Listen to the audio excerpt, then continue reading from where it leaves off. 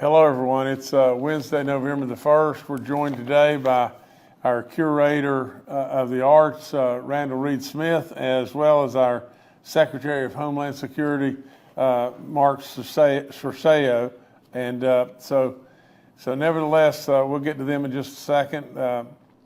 Yesterday and today, the Milken family gave awards in Petersburg and in Nitro. There were two incredible teachers. Ashley Wilkins Frank, an 8th grade English teacher in Petersburg, received the award, and Jana Hambrick, a 5th grade teacher at Rock Branch Elementary in Nitro, received these really prestigious awards. These awards are given by like I said, the Milken family. They're just unbelievable. They're supposedly the Oscar awards for teachers. And they're done very, very secretively, and no one knows it. You can't apply as a teacher. Basically, they seek out these unbelievable, recipients and then award them. And, their vice president, Stephanie Bishop, was there this morning. And I was able, like I said, to go to Nitro. And Kathy, had planned to go to Petersburg, and something came up and she couldn't go. But nevertheless, what an award, what a day, and Jana Hambrick was really surprised, and it was just a great day for an incredible school. So we celebrate Rock Branch, and we celebrate the great school. I don't have the school's name, but in Petersburg, I'm sorry, I do have it. It's Petersburg High School, and so we celebrate those great schools and congratulate those great teachers that are really doing great work. So we thank the Milken family, and just think about it. I think they're giving away 70 awards this year in the entire country, and West Virginia got 2 of them. It's good stuff. Really great stuff. Okay, I want to tell you our revenue numbers, good stuff as well as our revenue numbers. We're up another $7.4 million, and now we're at $242 million in the first quarter of the year, the fiscal year 2024. So we're continuing to track and do really well, but we want to be careful, and we want to be prudent, and we want to mind the store in the right way, and we're going to continue to do that. And so overall, I'm tickled to death with the numbers, but I'm hopeful that we continue to see them go higher. But we're going to stay on top of it. We're going to do our jobs.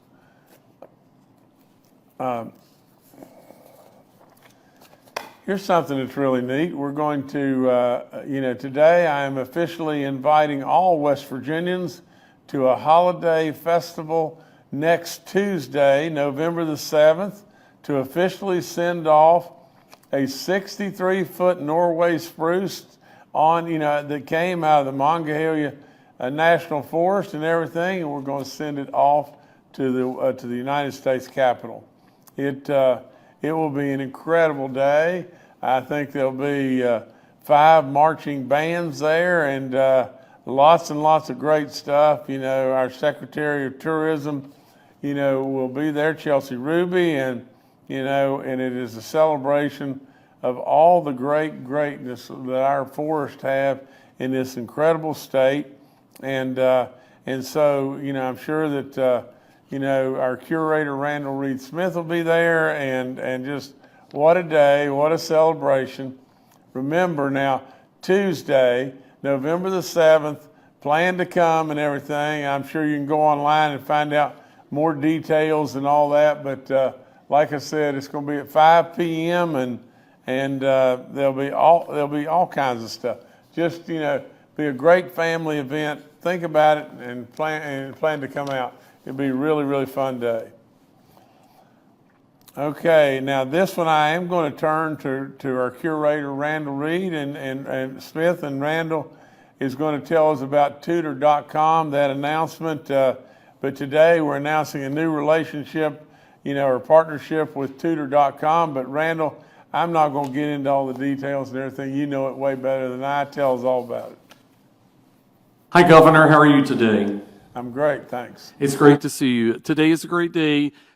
We started today, November 1st, and through the West Virginia Library Association. And when you put the Library Association more with the Department of Arts, Culture, and History, we looked at ways that we could help our students have better access to education and better access to literacy, of course. And it's been a great year for the Library Commission. And one of the ways we've done this is through www.tutorwestvirginia, tutorwv.com.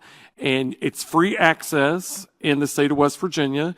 You go there, and it's from 10 o'clock in the morning to 10 o'clock at the night. There's 200 subjects that you can study. It's by grade level. It's by subjects. And all you got to do is go on, and you click a purple button that says Connect Now, and that takes you to all of these wonderful live tutoring. You also can create a free account if you want to work with the same tutor and have access with that tutor. And also, Governor, on creating an account, you can submit papers. They help with lifelong learners. They help with writing resumes or writing cover letters. And you can go on to where it says Submit Now, and they will get back to you within 12 hours to help you with your resume and with cover letters. And Governor, it's great too because they can help people prepare for their SATs, for their LSATs for law school, and for their MCATs for medical school. So it's a great opportunity. And Governor, along with that, what we've done in 1 year with your help to better facilitate the libraries, you gave one of their first increases in over 15 years, and you funded an unfunded mandate that had been sitting there for over 10 years to help our library facilities to have upgrades when the facilities were falling apart. And the librarians are very happy. I was down last month at the State Library Association, and Governor, they gave you a standing ovation, and we appreciate all you've done to help us with the libraries and for our students with literacy. Well, Randall, it's a real honor from my side, because I'm a believer. I'm a believer that our libraries are a resource that we can't just shove back in the corner and everything. And just like so many different things that we could do that wouldn't be productive in this state, this is one that we had to do. And so it's really, really good stuff. And thank you, Randall, again. I can't tell all of you enough, the job this man does and his passion, for all the arts, our culture, all the different things that he does. It's amazing. And, he's the leader of the band, too, in every way. So thank you so much. I want to tell you about an appointment that I just made. Erica Moore. In fact, it's Erica J. Moore. She's going to now represent the 15th District, which serves Roane and Work counties and everything. She's, replacing Riley Keaton, and Riley did a great job, and I got to know him just a little bit, but a wonderful young man, and we wish him the very, very best in what he's going to be doing. And so, Erica, you got the ball, run with it, and do great stuff. I want to talk to you just a second about a DMV transaction that just happened. Now I've got to read a little bit of this because I want to make sure that I get it exactly right. But I'm excited to announce that we have our first group taking advantage of the new process that we put in place to where basically we, can be a digital clearinghouse for people, and our first customer, now get this, our first customer in West Virginia is Vroom, and they're the folks that that you can buy a car online and everything, but they become the first live user of the clearinghouse, and I wanted to congratulate them as well as the hardworking DMV staff for getting this program up and running. This absolutely can be a new great step for West Virginia So congratulations to all those folks. The DOT ceremonies that were today, I didn't get a chance to get there in time because we were at Rock Branch a little longer than we thought we were going to be, which was really great. But, let me just tell you just this. There's a competition, and I think there was 10 states that competed.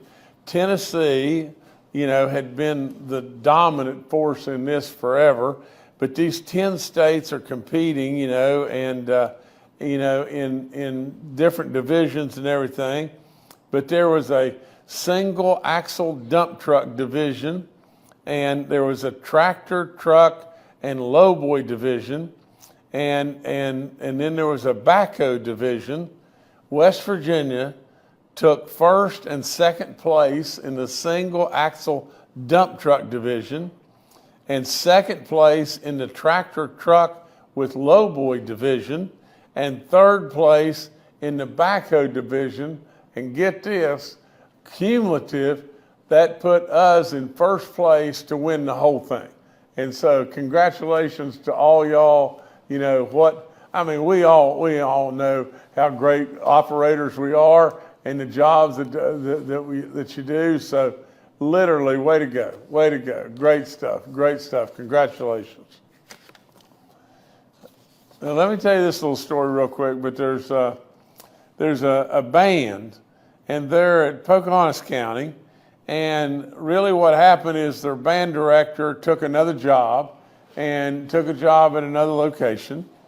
There was 36 or 37 of them when that happened, and I think the principal of the school went in to tell them, we don't have a band director now, and really and truly our only choice probably is for you to basically direct yourself, or just find a way to go into other programs that we do have at our school. And there was just a handful that decided we're gonna do it ourselves, and they did. And now they've been on Good Morning America, and a segment in the Washington Post, and these kids, and I think there was like 9 of them or 7 of them. I think 9. But nevertheless, they've done it, and we're really, really proud of them. And they stepped up and took the initiative themselves. It is a very, very heartwarming story, and so we just want to tell you we're really proud of you. Just keep doing the good work. Really, really proud. And of course, about all the fall foliage, and that's kind of winding down in West Virginia in a lot of spots, but still, there's still beautiful places out there, and if you want to, see this incredible fall foliage and everything, do so. But just think how incredible this state is. It's off the chart, and all you got to do is just get out. And if you want to get out and just witness and see miracles all across this state, they're happening all around us all the time. So get out and enjoy that. And the other thing is, the World Series didn't go real great the last couple of games, but the Diamondbacks battled back last night. We still root really, really hard for Ken Kendricks and his family and everything. And we think, there may be a late rally by the Diamondbacks, but Ken told me point blank, these are a bunch of overachievers and everything. They didn't expect to be maybe in this position, but they're here, and my response back to him was, from a coach's standpoint, coaching a bunch of overachievers is always the most fun, but he, like I said, we wish them the very best. Only 2 can make it to the World Series, and the Diamondbacks are 1 of 2, and we also wish the Texas Rangers, to have a great game and everything. We want them to have a great game, but we want the Diamondbacks to be ahead 3-2 at the end of the game. So nevertheless, good stuff happening all over West Virginia. So thank you so much. That's all I have right now. All right, thank you, Governor. We'll now go to questions from members of the media. The first today from Bob Aaron with WCHS TV. Governor, good afternoon. A federal magistrate has issued an order indicating a pervasive and ongoing failure by top officials and top former officials in corrections and homeland security to abide by court rules, basically saying that they deliberately destroyed evidence. If this is correct, what do you propose to do about it? If it's a mischaracterization, can you say?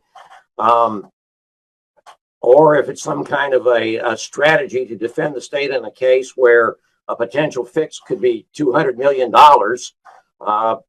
What's going on here, and how can we have confidence in these folks to play by the rules if a federal judge says they're not? There are other potential issues where their actions have impacted it, like applying for CARES money in connection with COVID. Where are we with this, and how do you answer this disturbing ruling by a U.S. federal magistrate? Well, Bob, let me just be as point blank as I know how to be. Okay, everybody knows. Anybody in my office or any of our secretaries or everybody knows. I expect everybody to be transparent. I expect everybody to be honest. I expect everybody to be absolutely open book. Whatever you want to look at, I think that we ought to be able to show everyone, anything that is within our capabilities or reason to be able to do so. Now, with that, Bob, here's the whole bottom line of the whole thing. From a standpoint, and all I know to do is tell you the truth. But and then I'll pass on to our secretary that's going to tell you a whole lot more. But here's the net of the whole thing. When people are directed, that to not destroy something or whatever it may be, or to supply something, and then they just don't. At the end of the day, I think that it will be a very, very, very long and difficult day for those folks. Because really and truly, if they've done what, it is alleged that they did do, then they have to be terminated. That's all there is to it. And then the courts will have to deal with it however they choose to deal with it. But I think our secretary is with us and he's going to give us a few words about this. But please, Mr. Secretary, tell us more about this. Thank you, Governor. I agree, obviously, with Governor Justice, and when I came into this administration, it was made very clear to me, as the governor said, that we have an obligation to be transparent, fair, and follow the rules, as the people of West Virginia would expect us to do so.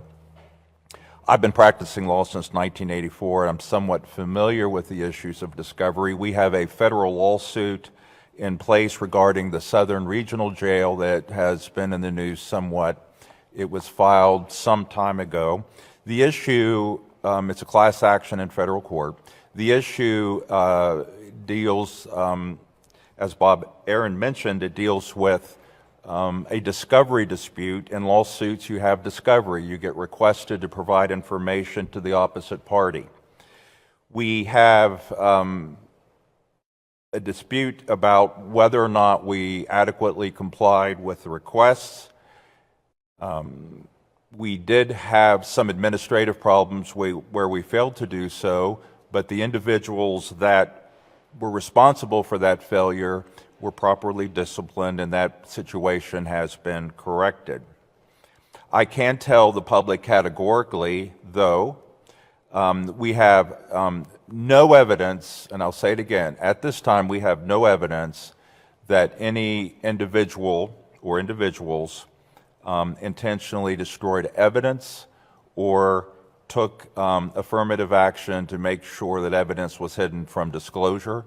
The federal magistrate made a comment in his opinion that he felt that our failure to provide evidence in a timely manner was so egregious that he had to conclude that it was an intentional act to withhold evidence.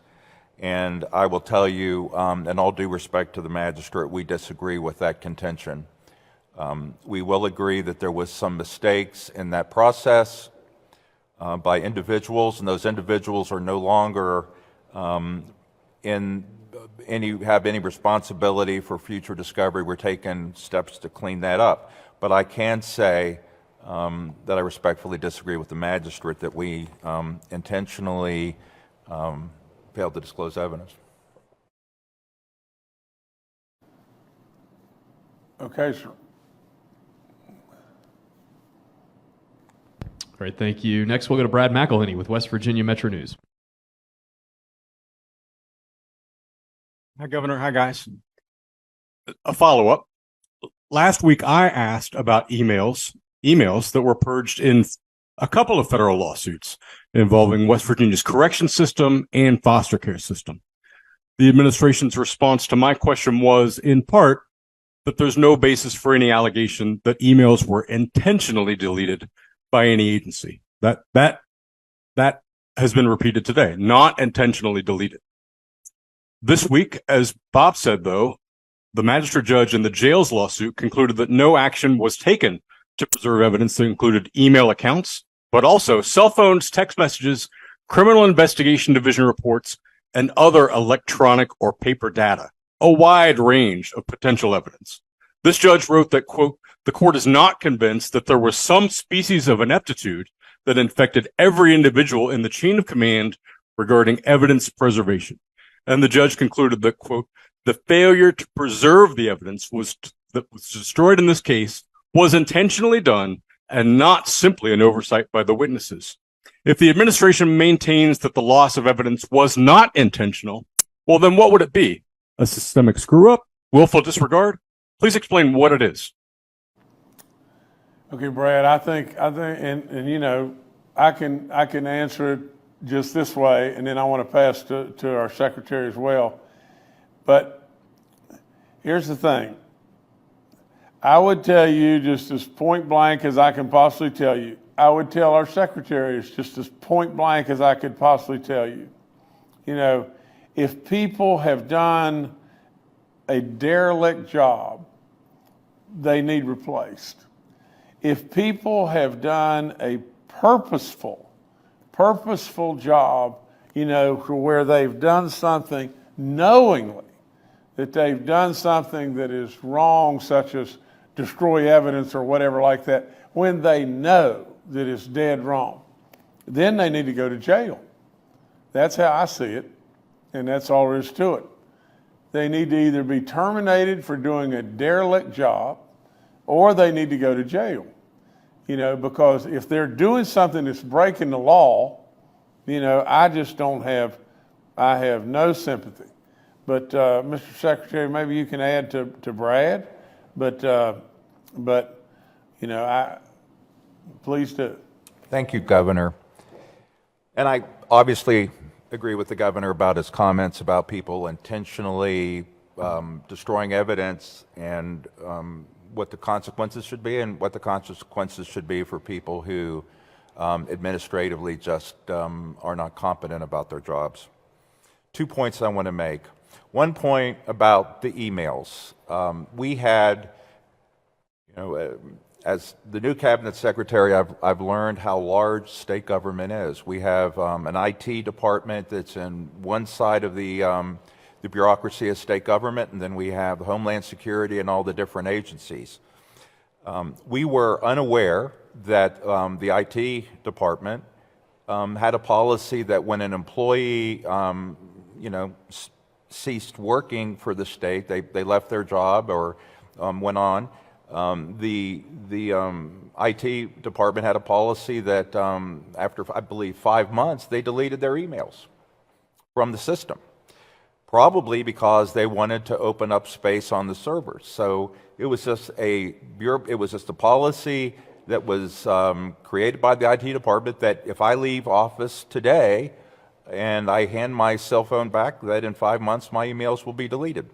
Well, we got requests for discovery, and we were requested to provide emails in that discovery. I'm just not talking about a couple emails. It could be thousands to even 100,000 emails. That's the volume that we're talking about.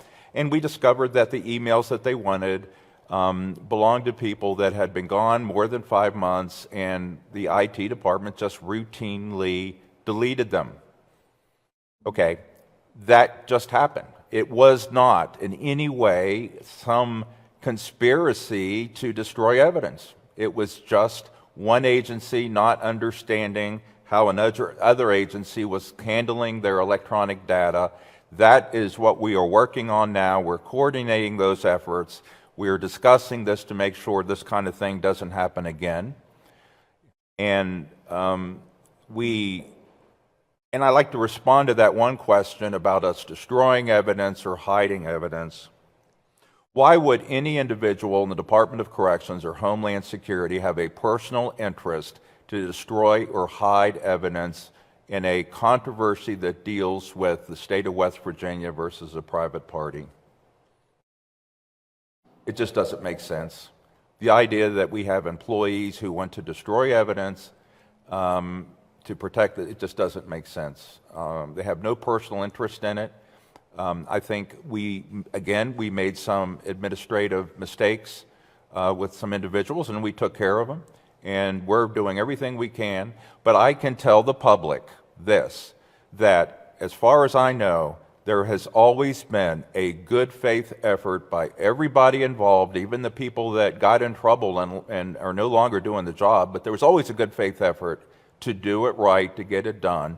We may have failed in a few respects, but there was never any kind of idea to destroy evidence or in any way mislead the public in how we're dealing with this. All right, thanks, Brad. Next, we'll go to Mark Curtis with Nexstar Media. Well, good afternoon, Governor, and everyone else. Governor, I realized that you long ago turned control of your companies over to your son, Jay, and your daughter, Jill. But the other day, there was another lawsuit filed concerning one of your companies, Bluestone Resources. Liberty Mutual Insurance, a division of LM Insurance, filed a lawsuit last week saying the Justice companies owe $1.75 million for workers' compensation insurance policies that have yet to be paid. There are obviously other lawsuits pending, and these go back years. But first of all, what can you say to your employees to put them at ease and rest assured that their benefits are going to be paid for and these matters are going to be cleared up? And B, your Senate critics, your Democratic critics on the other side of the aisle are already saying this is just more evidence that this guy doesn't have the fiscal responsibility to be elected to the U.S. Senate. If you could address those two concerns. Well, Mark, first of all, and I should probably know a lot more about this, but I really am finding out about it as you found out about it. When we see it in the newspaper or whatever it may be, that's really when I'm finding out about it too. And so, that's not much of an excuse, but that's just fact. I can tell you that, as far as our employees go and everything, I will promise you without any question whatsoever, that this will be resolved, and it'll be resolved in a prudent manner and everything. I'm not making any excuses whatsoever, but because to be perfectly honest, I don't know a great deal about it. In fact, I just found out about it, and to be as honest as I know how to be, I found out about it this morning. I read a little clip in the newspaper this morning, and I just read the headlines, and that's the first I knew about it. But nevertheless, I'm not saying things are easy, and we kind of painted ourselves in that corner a long time ago when, like I said, every coal company in the land was taking the easy way out. I wouldn't do it. We could have taken bankruptcy at that time with some, bad companies and everything that were having a tough time, and stiffed a bunch of banks and vendors and cleaned the balance sheet and went on. But I wouldn't do it. I just wouldn't do that. And from that standpoint, there's no question.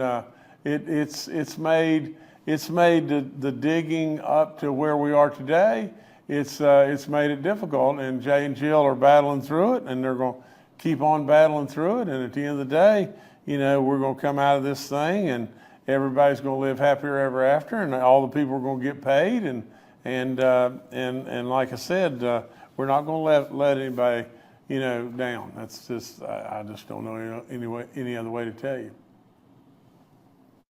All right, thanks, Mark. Next to Charles Young with WV News. Hi, this is Charles Young with WV News. Governor, could we go back to the revenue collection numbers that you were talking about at the beginning? Could you tell us a little bit about how severance taxes came out in October, where we stand for the year, and are you concerned about the pretty significant drops we've seen there? Thank you. Let me see. It'll take me just 1 second, but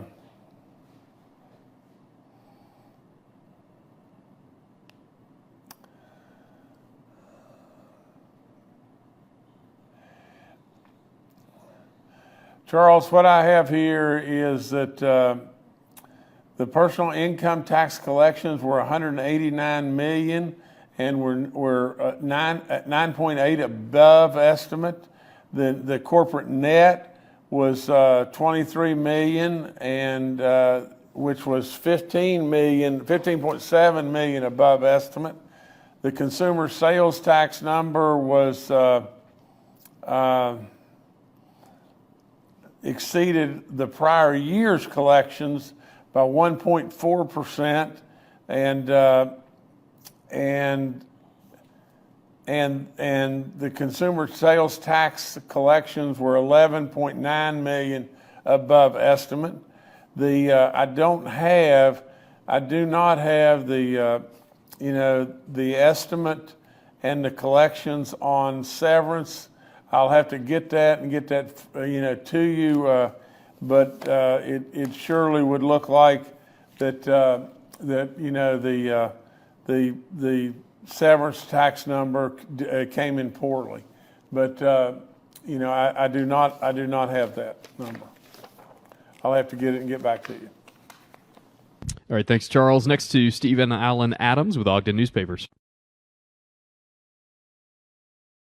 Stephen Adams of Ogden Newspapers here. Governor, I was going to ask you specifically about the severance tax number, because I was a little confused, because not only did that come in below the estimates, but it looks like it went into the hole by 37.5 million, which not only, as you say, poor, but very poor. So I was going to ask you specifically if you could talk about how that would be, especially since you have knowledge of the coal markets and that sort of thing, just why that number is particularly bad for October.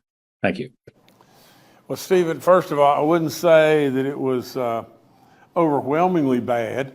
It's still just a fraction of really what maybe that we expect it should be. But let me just say this, and maybe I can just comment on this from knowledge. Metallurgical coal prices peaked out. I mean, well, I don't know that they peaked out, because we could go back there again.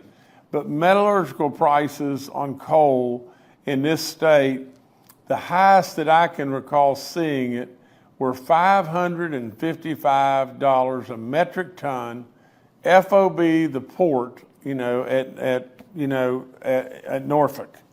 Now, when you discount that back, how you'll look at that is to do the math this way. First of all, that $555, there'll be some indexing discount. And so it'll probably be somewhere in the neighborhood of 5%. So you'll get 95% of that index. And so if you take that off, that's roughly about $30, $27, something like that. Okay, so you take that off, and then you've got to move it to a standard ton, a 2,000-pound ton, because this is all done on a metric index. Okay, so when you do that, you're basically taking off another 10% of the dollar back, which is roughly 52 or whatever dollars. Okay, so you take that off, and now you're somewhere in the neighborhood of $470 or some number like that. At that time, the freight on that ton would be probably, you would be being charged about $60 or $65 to freight it down there.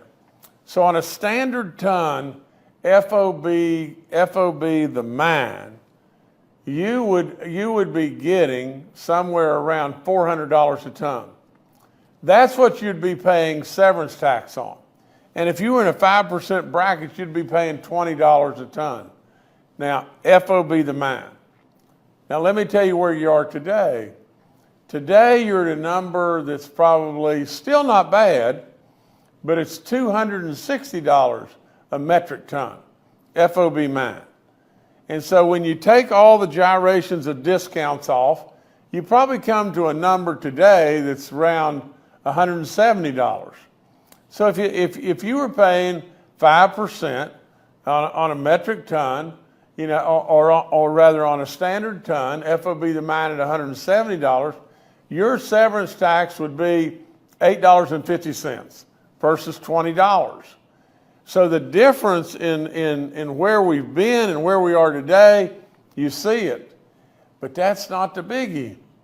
The biggie is just this: thermal prices for electricity, which absolutely, you know, are about 65 or 70% of our total tons.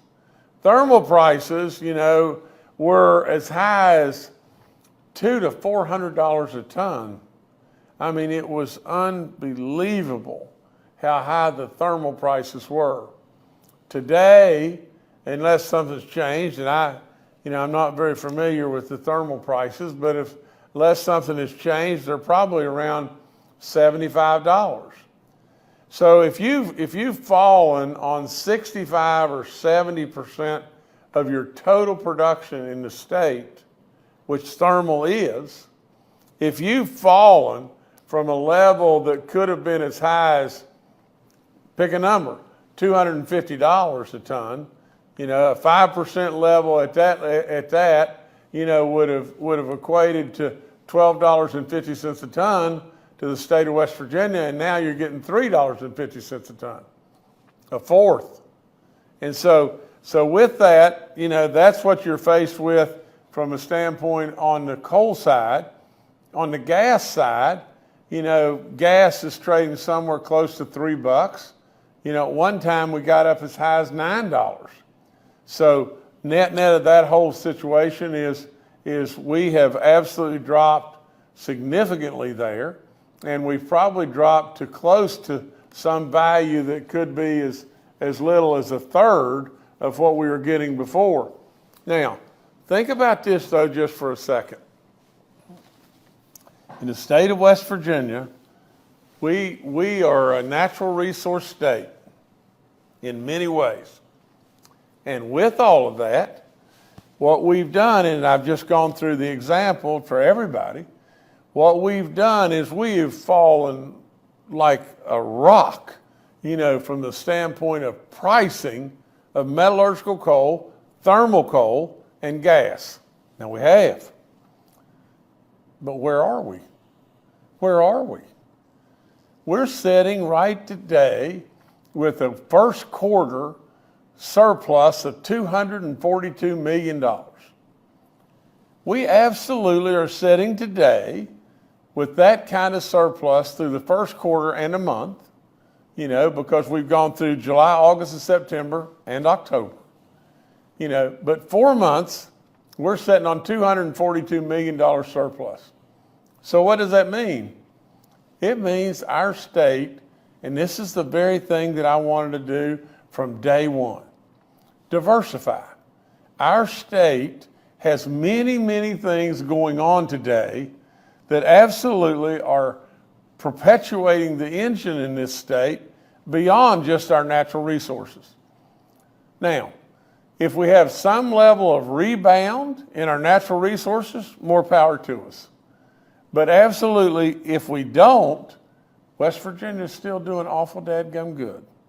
So with all that being said, we celebrated the new cores and all these people that are coming to town. And as they come, it'll only get better. Absolutely. At the end of the day, we didn't need to continue. As much as I love coal and our people, we had to have something more in West Virginia than just coal, coal, coal. We had to have other things.